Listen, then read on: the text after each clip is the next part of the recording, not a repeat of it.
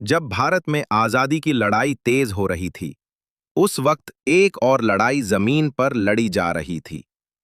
ये लड़ाई थी दलितों को खेती की जमीन दिलाने की, और इसका नेतृत्व कर रहे थे बाबा साहब डॉक्टर भीमराव अंबेडकर।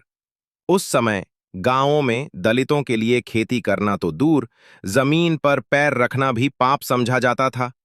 बाबा साहब ने कहा, जिसके पास जमीन नहीं, उसके पास जिंदगी की आजादी नहीं।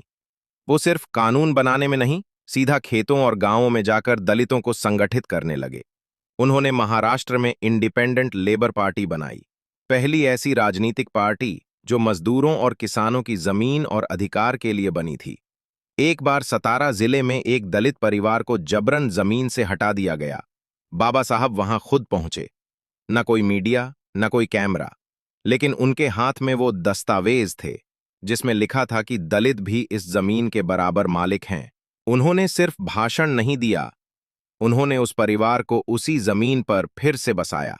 गांव में ऊंच नीच वाले आग बबूला हो गए, लेकिन बाबा साहब ने पुलिस को नहीं बुलाया। उन्होंने वहां 50 और दलित परिवारों को बुलाया और कहा, अब सब यहीं बसो, ये तुम्हारा अधिकार है और अब तुम अकेले नहीं हो।